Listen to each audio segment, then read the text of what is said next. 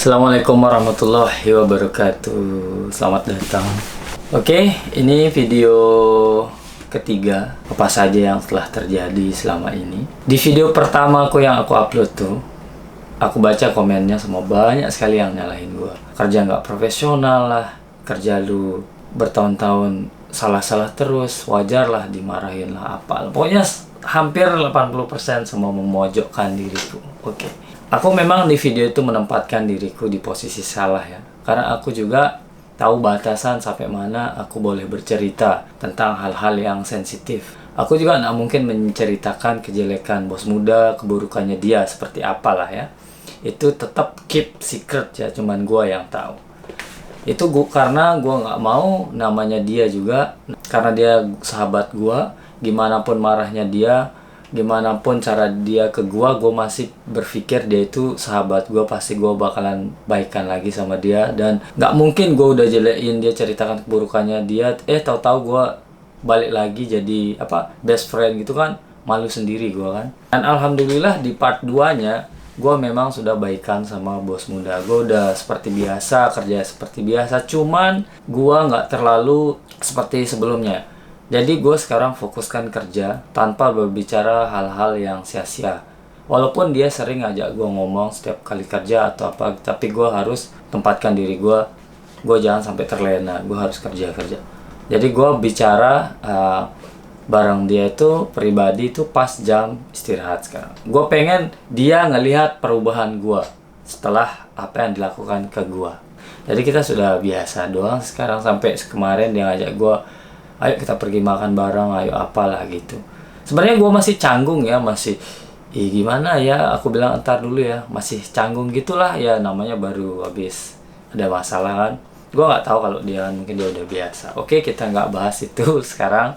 Gue mau cerita tentang gue itu seperti apa sih di perusahaan sampai salah-salah terus gitu. Gue udah di sana tuh mau hampir 2 tahun, hampir 2 tahun di perusahaannya. Jadi sistem atau kerjaan yang gue kerjakan tuh nggak seperti di perusahaan atau tempat Kensusei gue magang dulu ya. Anggap saja seperti ini. Gue disuruh mengerjakan suatu barang di waktu magang dulu. Satu model barang ini atau 10 model barang itu aku kerjakan selama 3 tahun. Jadi aku kerjakan itu selama 3 tahun ya, sama terus gue kerjakan kan. Nah, sedangkan di perusahaannya bos muda ini sangat berbeda dengan tempat aku magang yang dulu. Karena di perusahaan ini tuh kita mengerjakan ribuan model barang dari kecil sampai ukuran yang lumayan besar, dan kita dituntut setiap hari itu harus pelajari apa yang barang yang akan dikerjakan. Misal aku diberikan ini sama diagram atau skema, kamu kerjakan ini. Jadi kita belajar lagi. Kita udah bisa ngerjain ini, ganti lagi barang baru, kerjain ini, masukin data lagi. Nah, di sana gua sering teledor atau salah. Karena kita harus bener-bener ngafalin semua nama barang, semua model bengkok, ukuran, size, semua kita harus bener-bener telan, itu yang harus pelajari. Dan kita sebagai manusia tuh gua pun nggak 100% langsung bisa gitu ya. Yang orang Jepang pun ada yang salah. Jangankan gua, kepala pabriknya, bos muda pun sering salah dalam mengerjakan hal tersebut. Dan kita selalu saling menasehati. Aku juga sering salah, nggak apa-apa, semangat katanya. Dulu. Oke.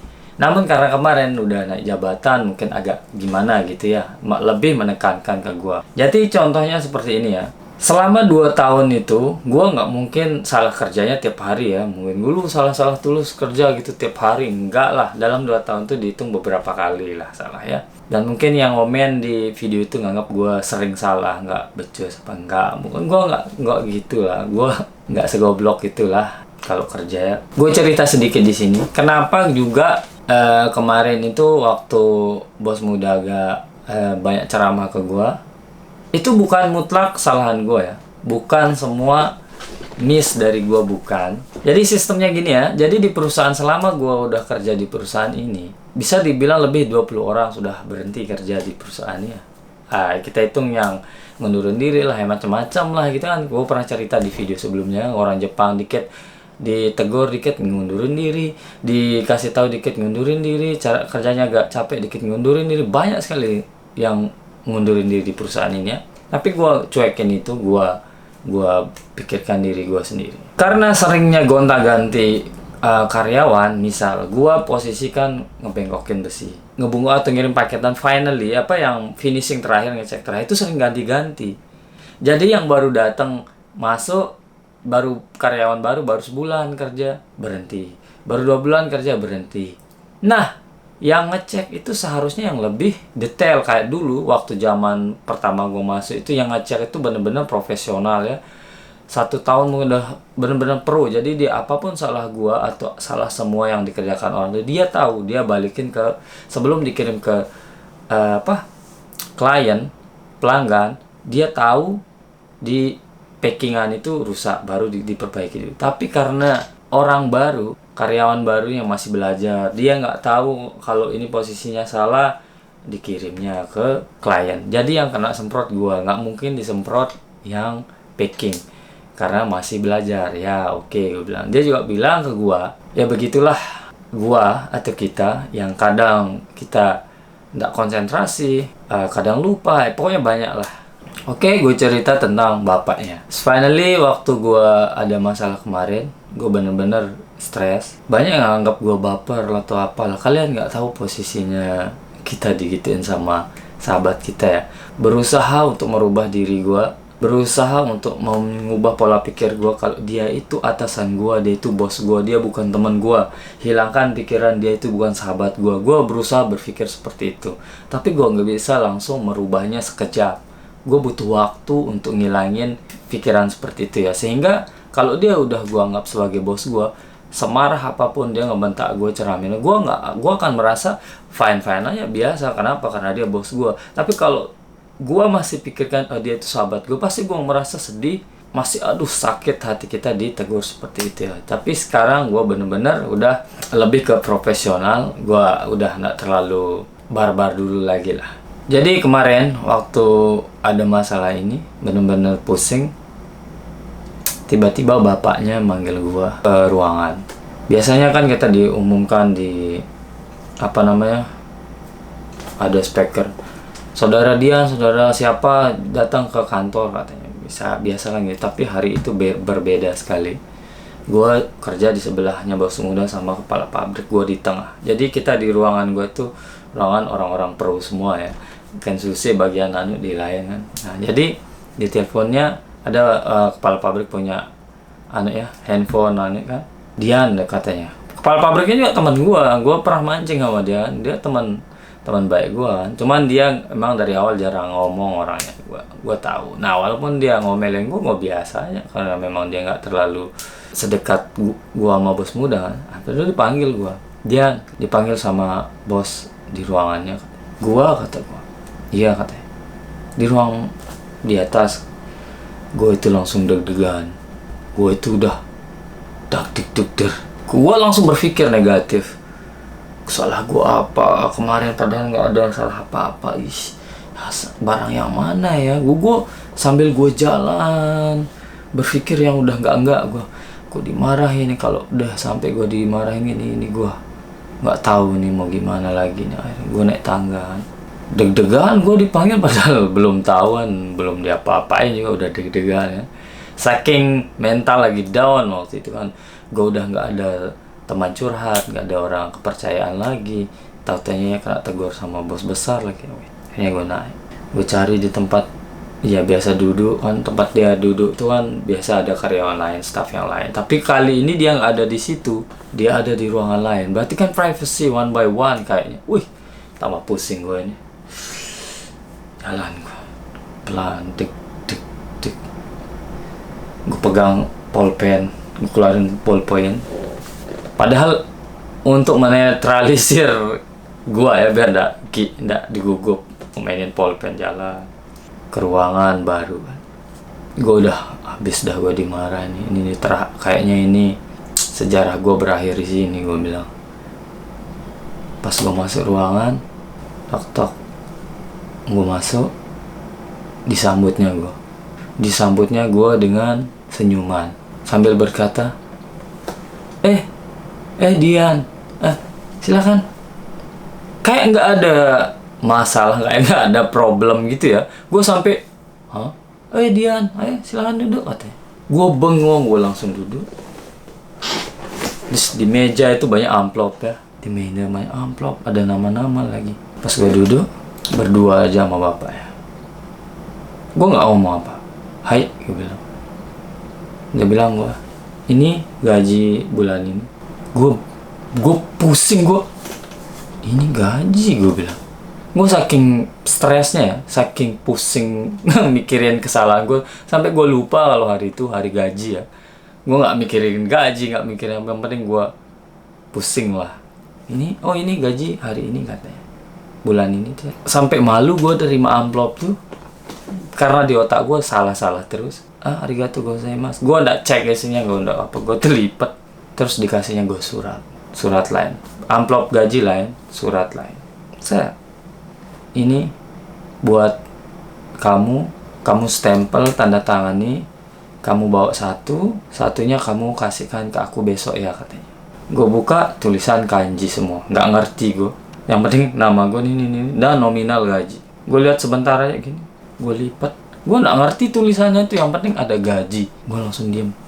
Langsung di otak gue itu, mungkin ini surat teguran, surat potong gaji, atau apa. Bodo amat gue diem. Dia diem juga. Gue pikir ada hal yang mau disampaikan penting ya, sehingga dia harus manggil gue ke atas. Padahal biasanya kalau gajian dia yang turun bagikan kita amplop ya pas lagi kerja. Tapi kenapa hari ini gue yang dipanggil sana? Kayaknya gue orang pertama yang dipanggil sana. Gue duduk. Dia gini palanya ke gue. Dosta katanya, sambil dia senyum. Kenapa katanya? Nangka aru katanya.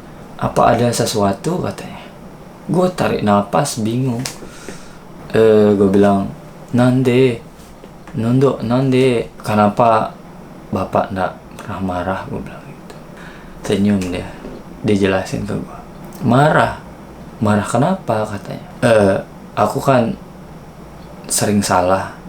Aku tuh kalau kerja itu kan kadang bikin salah, pokoknya salah terus lah. Tahu jawab apa bapaknya? Dia cuma senyum bapaknya. Gue disenyumin. Begini Dian katanya. Buat apa marah katanya. Gue buat apa marah katanya, kita salah dimarah lah ya. Buat apa marah katanya. Apakah kamu pikir marah itu menyelesaikan masalah katanya. Apakah marah itu akan memperbaiki hal yang sudah kamu kerjakan, yang sudah terjadi itu apakah bisa dirubah? Gue sampai tambah diem ya. Bingung gue sama jawaban. Kalau kita marah katanya, kita hanya akan merusak hubungan sosial, hanya akan merusak hubungan antara manusia, antara hubungan atasan dan bawahan. Itu hanya bikin yang dimarah itu stres, dan yang ngemarahin pun gue pun stres katanya. Jadi gue pikir kita itu manusia katanya. Kita itu manusia masih bisa diperbaiki. Kalau kita belum mati itu masihlah kita bisa memperbaiki diri katanya. Kita itu masih belajar. Orang salah itu wajar. Karena kita manusia, kata bapaknya.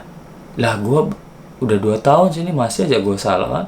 Manusia tuh memang tempatnya salah katanya. Kamu salah. Jangankan kamu katanya.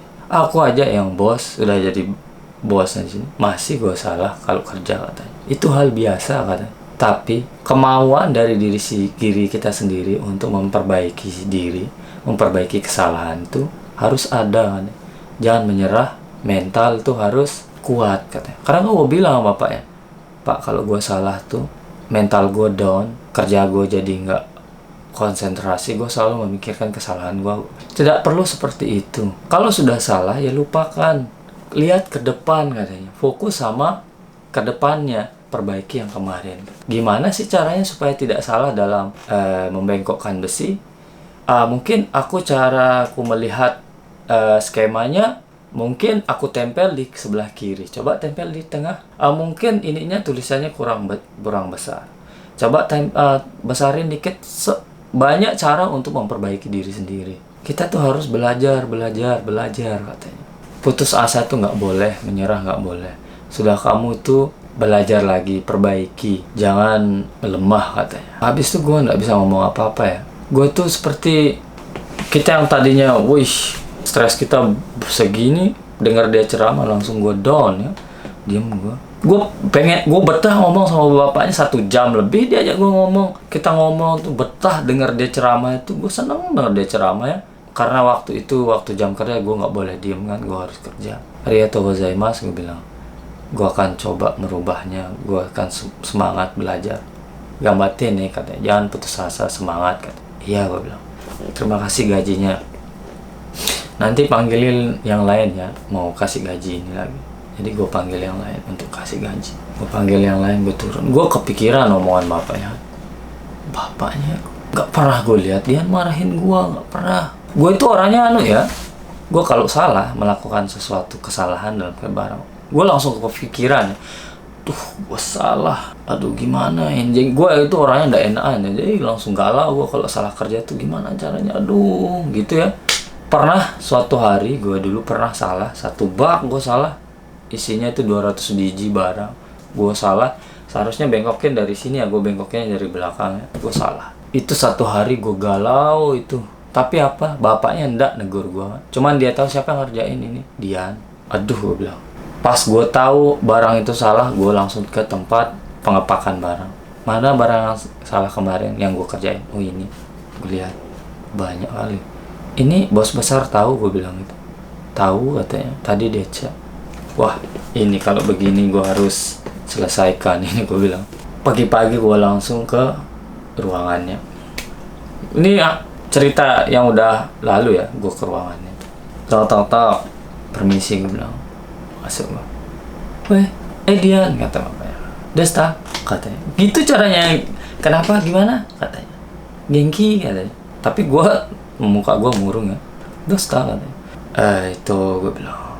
Saya yang ngerjakan yang kemarin 200. Saya salah, gue bilang. Udah, ngomong apa, gue mau membela diri kan. Nggak bisa, gue salah ya, gue salah. Langsung dia bilang gini, so desne, katanya. Oh iya gue tahu, katanya. Diajarinya gue cara supaya nggak salah, diajarinya. Lain kali gini caranya, diajarin ini supaya nggak salah atau biar konsentrasi pakai gini. Jelasinnya gue nggak dibentak, gue nggak dimarah, gue jelasin. Semangat ya, lain kali jangan sampai salah lagi, katanya. Oh siapa, maaf ya lagi sekali, gue bilang. Oh iya katanya. Langsung itu langsung plong gue kerja itu. Langsung gue hati-hati bener, kerjanya pakai perasaan, langsung nggak pakai emosi, kerjanya pakai perasaan gimana. Karena apa, rasa malu udah gue bawa, rasa harga diri udah kita pertaruhkan kalau salah. Begitu bapaknya itu.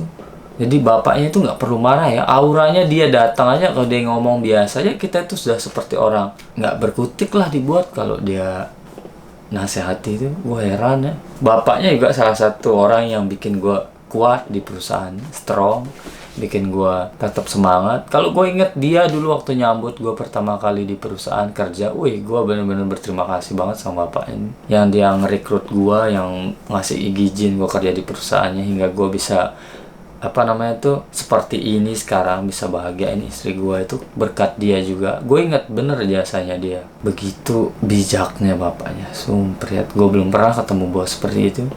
Tadi amplop yang gue udah dapat, gue bawa ke rumah, gue translate pakai Google Translate.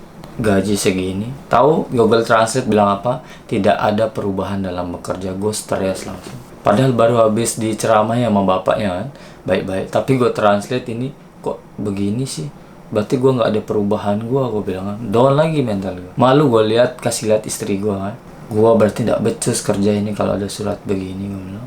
Akhirnya mau nggak mau gue kasih lihat istri gue, ini apa sih artinya, gue bilang. Tulisan pakai Google Translate di HP itu sama orang Jepangnya yang baca langsung artinya lain. Ternyata itu surat tahu apa itu surat kenaikan gaji. Gue naik gaji coy, itu surat naik gaji. Tulisan angka nominal uangnya itu ada perubahan, tapi gue nggak terlalu jelas, gue nggak terlalu pikirkan itu. Yang penting gue dapat surat, gue lipat.